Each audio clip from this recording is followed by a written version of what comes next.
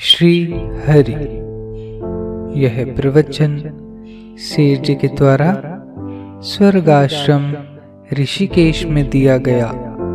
प्रवचन संख्या 26, पैड संख्या 122। विषय वैराग्य का महत्व। स्वार्थ का त्याग ही मुख्य है। जहाँ स्वार्थ है वहीं पाप है।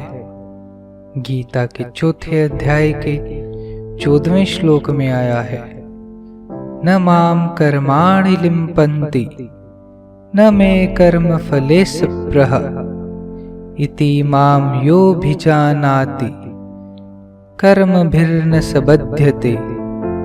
अर्थात कर्मों के फल में मेरी सप्रहा नहीं है, इसलिए मेरे को कर्म लिपायमान नहीं करते।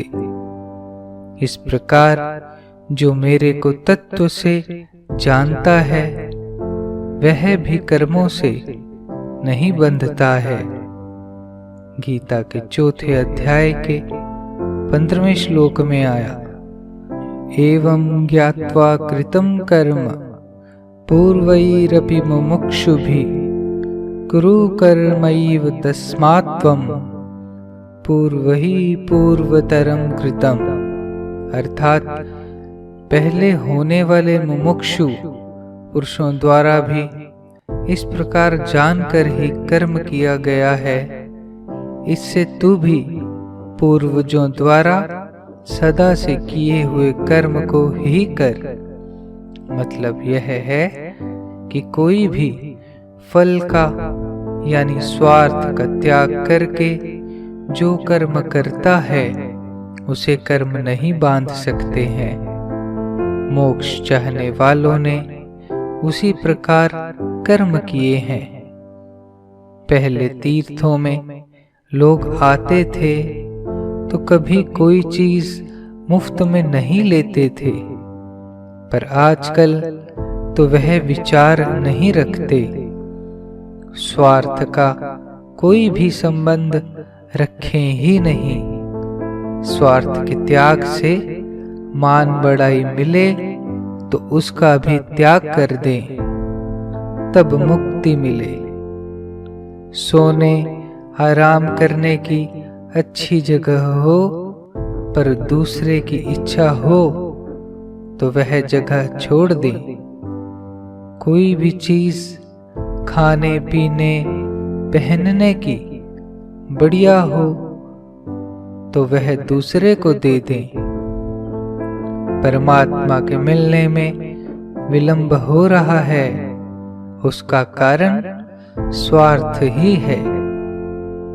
भजन भले ही कम हो पर स्वार्थ का त्याग कर दें। गीता के दूसरे अध्याय के 71वें श्लोक में आया, विहाय कामान्यः सर्वां पुमांश्चरति निस्पृहः निर्ममो निरहंकारः स शान्तिमधिगच्छति। अर्थात जो पुरुष संपूर्ण कामनाओं को त्याग कर ममता रहित और अहंकार रहित स्पृहा रहित हुआ बरतता है वह शांति को प्राप्त होता है। अपना लोटा भरा जल हो और दूसरे को जरूरत है तो उसे जल दे दें। इस कार्य पर कोई मान बढ़ाई करे तो उसे त्याग दें। पके हुए खेत को जैसे चिड़ियां खा जाती हैं और खेत में धान खाली हो जाता है, उसी तरह यह मान बढ़ाई है। इसे स्वीकार करने से साधक खाली हो जाता है। एक कथा बहुत बढ़िया है। अपने मारवाड़ देश का वैश्य भाई था। वह मारवाड़ में अकाल पड़ जाने के कारण अपने मित्र जो पंजाब में रहता था उसके पास चला गया। वहां जाने पर उसके मित्र ने पूछा, भैया इतनी दूर कैसे आए? स्वागत करने के बाद पंजाब रहने वाले मित्र ने पूछा, मारवाड़ से पंजाब आने का कोई कारण विशेष अवश्य होगा। उसने समझ लिया था। उसने कहा, मेरे यहाँ अकाल पड़ा हुआ है। लोग दाने दाने के लिए तरस रहे हैं और कितने ही क्षुधा से तड़प तड़प कर प्राण छोड़ रहे हैं। व्याकुल होकर मैं परिवार सहित आपके पास आ गया। मारवाड़ के वैश्य ने अपने मित्र से सच्ची बात बता दी। अपने मित्र के पास अन्न का ढेर देखकर वह मन ही मन प्रसन्न भी हो रहा था। आप यहाँ आ गए, बड़ा अच्छा किया। आपका ही घर है, आनंद पूर्वक रहिए। वैश्य के मित्र ने बड़े प्रेम से उत्तर में कहा, आपके यहाँ तो अन्न के ढेर लगे हैं। हमारे देश में तो अन्न आजकल किसी भाग्यशाली को ही मिलता है। वहाँ तो एक एक दाने के लिए चील कौओं की तरह छीना झपटी हो रही है। आपके यहाँ सहस्त्रों किलो अन्न एकत्र देखकर मेरे जी में जी आ गया। वैश्य ने स्थिति स्पष्ट की। यहाँ तो भगवत कृपा से अन्न का अभाव नहीं है। इसमें आश्चर्य की कोई भी बात नहीं है। यहाँ तो कोई भी आए उसके लिए अन्न की कमी नहीं है। आप तो हमारे मित्र हैं। यहाँ तो सब कुछ आपका ही है। यहाँ आकर आपने बड़ा अच्छा किया। वह चतुर और अनुभवी किसान था। आपकी सभी वस्तुएं हमारी हैं, इसमें तो संदेह नहीं है। पर मैं जानना चाहता हूँ कि इतनी अन्न राशि आपके पास आई कहाँ से? वैश्य ने चकित होकर पूछा। हमारे यहाँ बराबर खेती होती है, उसी का यह प्रताप है। किसान मित्र ने वैश्य बंधु का समाधान करना चाहा। आप भी खेती करने लगे तो आपके पास भी अन्न के ढेर लग जाएंगे। बड़ी सुंदर बात है। कृषि के कार्य में मैं भी जुट जाऊंगा, पर इसका अनुभव मुझे नहीं है। मेरे पास 1000 रुपए हैं। इतने से खेती आरंभ हो सकती है क्या? वैश्य ने पूछा। 1000 की पूंजी कम नहीं है। इतने रुपए से खेती का काम आप बड़ी सुंदरता से आरंभ कर सकते हैं। मेरा पूरा सहयोग रहेगा ही। किसान ने सहानुभूतिपूर्ण शब्दों में अपने वैश्य मित्र से कहा, मुझे तो इसका कोई ज्ञान नहीं है। आप जैसा उचित समझे करें। अपनी समस्त पूंजी किसान के हाथ में समर्पित करते हुए वैश्य ने जवाब दिया। किसान मित्र ने अपने वैश्य मित्र के लिए खेत लेकर खेती का कार्य शुरू करवाया और गेहूं की बुवाई करवा दी। कुछ दिन बाद वैश्य भाई ने खेत देखकर अपने मित्र से कहा, देखिए ये सब गेहूं तो मिट्टी में मिल गए। गेहूं का एक एक दाना फूटकर नष्ट हो गया। अत्यंत निराश होकर वैश्य ने कहा। उसने अपने पंजाबी किसान मित्र के किसी काम में बाधा नहीं दी थी। किसान ने मित्र की पूंजी से बीज आदि का प्रबंध करवाकर हल चलवा दिया था। बीज बो दिए थे। पर अनुभवहीन वैश्य यह सब देखकर चिंतित हो रहा था।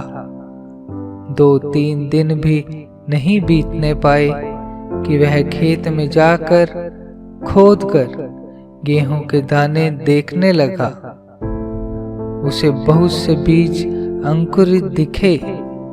इस पर उसने समझा कि मेरे सारे रुपए मिट्टी में मिल गए।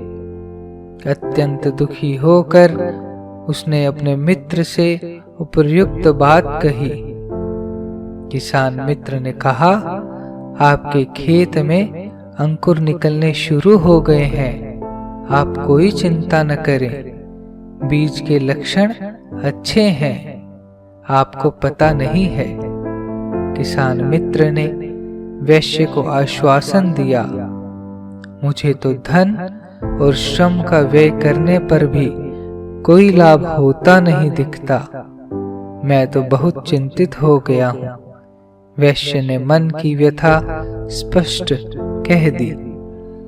प्रारंभ में ऐसा ही होता है, आप निश्चिंत रहें।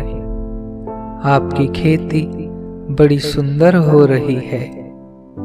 किसान मित्र ने बड़े प्रेम से उत्तर दिया।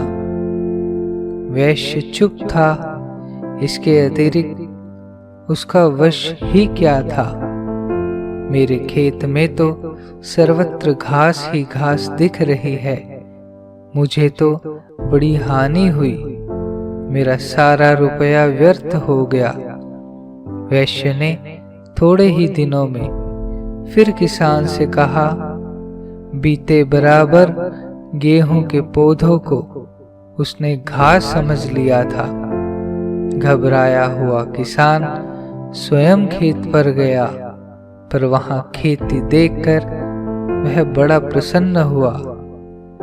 अरे, आपका खेत तो आसपास के सभी खेतों से बढ़कर है। किसान ने हतोत्साह मित्र का भ्रम निवारण किया। आप समझ लें कि अब गेहूं का विशाल ढेर आपके पास एकत्र होने वाला ही है। पर इस बात का ध्यान अवश्य रखें कि पौधे सूखने न पाएं। इन सुकुमार पौधों का जीवन पानी है। इसकी व्यवस्था आप शीघ्र कर लें। इनके सिंचाई के लिए आप शीघ्र ही एक कुआं खुदवा लें। साथ ही खेत के चारों ओर कांटों की बाड़ लगाकर रूंद दे, नहीं तो पशु आकर इसे चर जाएंगे। खेत की रखवाली आपको सावधानी से करनी होगी।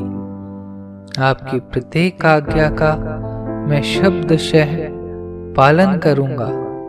वैश्य ने कहा और वैसा ही किया। भगवत कृपा से बीच बीच में बादल दल ने भी जल वर्षण किया। पौधे बढ़ने लगे।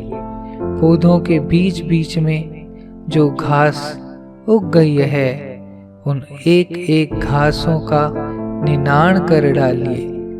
वे गेहूं की वृद्धि में बाधक हैं। एक दिन खेत पर आकर किसान ने वैश्य को प्रेम भरे शब्दों में आदेश दिया, एक घास भी खेत में नहीं रहने पाएगी। वैश्य ने तुरंत उत्साहपूर्ण शब्दों में उत्तर दिया, गेहूं के दाने तो हो गए, पर ये तो सब के सब कच्चे ही हुए हैं। माथे का पसीना पोंछते हुए वैश्य ने किसान बंधु से कहा। वह खेत से दौड़ता आया था और जोरों से हाँफ रहा था। उसने अपने किसान मित्र के आदेश अनुसार अपने खेत में घास का कोई चिन्ह भी अवशिष्ट नहीं रहने दिया था। उसका परिश्रम अतुलनीय था। गेहूं के फल भी लगे थे, पर इतने दिनों के बाद उसने देखा तो सब के सब फल कच्चे ही थे। खेती के ज्ञान से शून्य होने के कारण वह गरीब घबरा गया था। उसने समझा, रुपए के साथ साथ मेरी एड़ी चोटी का पसीना भी व्यर्थ सिद्ध हो रहा है। उसने 2-3 फलियां भी किसान के सामने रख दी, जिन्हें वह साथ ही लेता आया था। आपके गेहूं के दाने तो बड़े पुष्ट हैं, ये अब जल्दी ही पक जाएंगे। अब इसमें विलंब नहीं होगा, आप घबराएं नहीं। किसी प्रकार का विचार भी न करें। आपके घर में गेहूं और भूसे के पहाड़ लग जाएंगे। प्रसन्नता भरे शब्दों में किसान ने वैश्य से कहा, पर ऐसे समय पक्षी आ आकर काकली मीठी मीठी बोली सुनाते हैं और सब दाने खा जाया करते हैं। अतः खेती की खूब रक्षा करनी होगी। पक्षियों से रक्षा किए बिना पक्षी सारे खेत का नाश कर डालेंगे। कुछ दिनों बाद वैश्य भाई ने किसान मित्र से कहा, मैं आपका कृतज्ञ हूँ। मेरे आनंद की सीमा नहीं है। मेरे पास गेहूं का विशाल ढेर लग गया है। वैश्य ने आनंद भरे शब्दों में किसान मित्र के प्रति आभार प्रदर्शित किया। किसान मित्र ने कहा, यह सब भगवान की कृपा और आपके श्रम का फल है। आप पक्षियों के कलरव पर ध्यान न देकर उन्हें उड़ाने में ही लगे रहते थे। आपने बड़ी तत्परता से कृषि की है। किसान ने वैश्य बंधु को ही यश दिया। वैश्य नतमस्तक हो गया। उसकी आकृति पर आनंद हंस रहा था। यह कहानी एक दृष्टांत रूप से कही गई है। इसे परमार्थ विषयक में इस प्रकार घटाना चाहिए। सच्चे सुख की प्राप्ति के लिए साधन करने वाले जिज्ञासु को यहाँ अकाल पीड़ित वैश्य समझना चाहिए।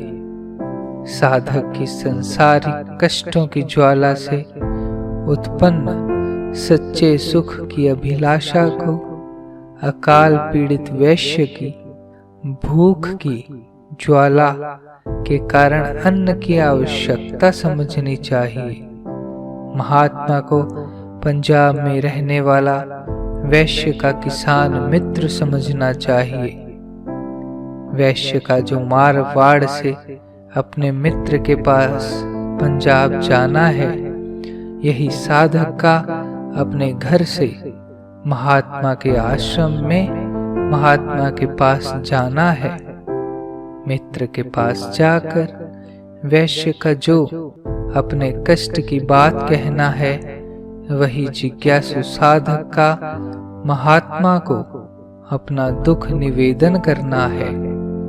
वैश्य भाई का जो अपनी संपूर्ण पूंजी मित्र को सौंप देना है, यही साधक का अपने मानव जीवन का अवशेष समय महात्मा के चरणों में समर्पित करना है। मित्र के कहे अनुसार जो धन का खर्च करना है, यही महात्मा की आज्ञा के अनुसार समय का सदुपयोग करना है।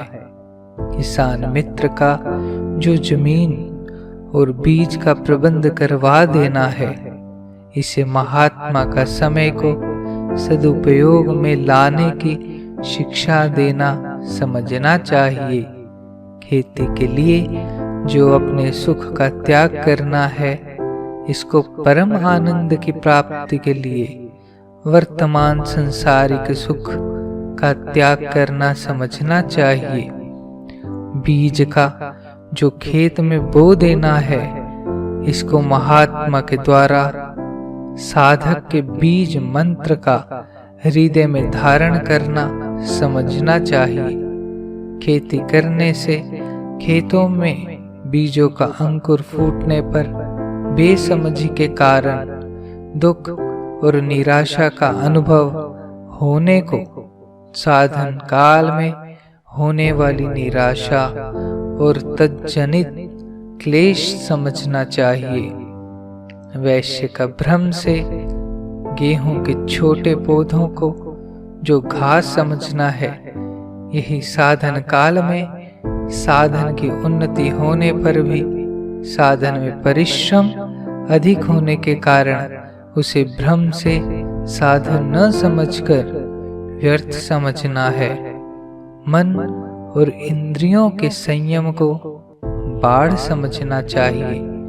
अध्यात्म विषयक को संसारिक स्वार्थी मनुष्य के संपर्क में खर्च न करना ही पशुओं से खेत को बचाना है। भगवान के गुण प्रभाव सहित रूप की स्मृति और सत्संग स्वाध्याय को कुआं खोदकर खेत को सींचते रहना समझना चाहिए।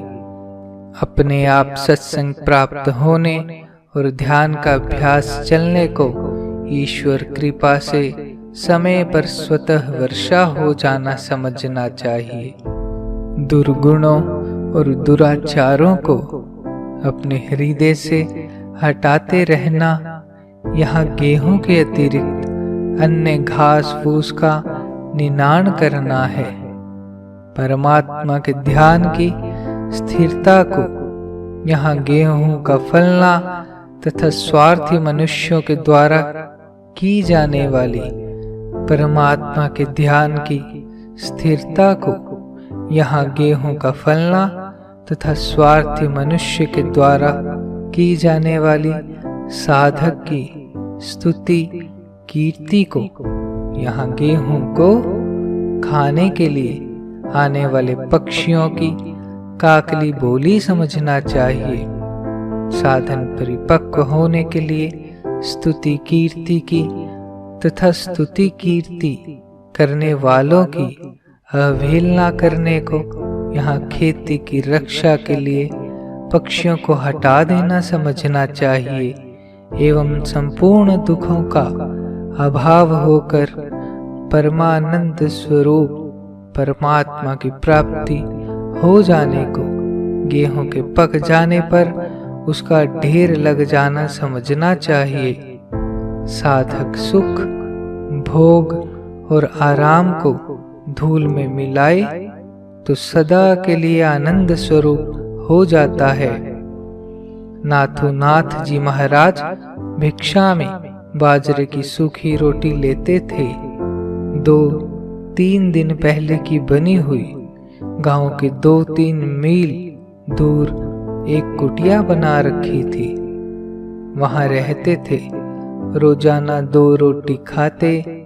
खाने से कुछ समय पहले रोटी को पानी में भिगो देते और रोटी भीग जाने पर खाते और वही पानी पी लेते। उसी में नमक डाल देते और ठंडी बाजरे की रोटी खा लेते। उन्होंने इसी तरह जीवन बिताया। वे बड़े विरक्त थे। खूब भजन ध्यान करते थे रात दिन और उनके कुछ काम नहीं था। गांव में केवल रोटी मांगने जाते थे। विधवा माता बहन को तो गहना और सुंदर कपड़ों का त्याग कर देना चाहिए। गहना पास भले ही रहे पर पहने नहीं। साधुओं की माफिक रहे और खूब भजन ध्यान करे। बहुत सी विधवा माताएं बहनें कहती हैं कि हमें आनंद नहीं आता, तो आनंद आवे कहाँ से? झूठे आनंद को निकाल देवें, तभी तो सच्चा आनंद आवे।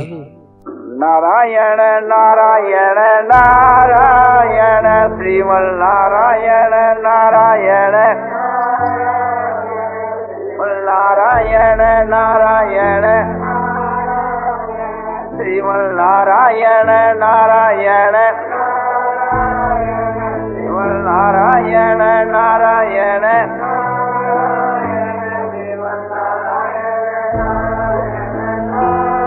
आनंदमय आनंद आनंदमय पूर्ण आनंद अपार आनंद शांत आनंद घन आनंद अचल आनंद ध्रुव आनंद नित्य आनंद बोधस्वरूप आनंद ज्ञान स्वरूप आनंद आनंद ही आनंद आनंद ही आनंद आनंद ही आनंद शांति शांति शांति।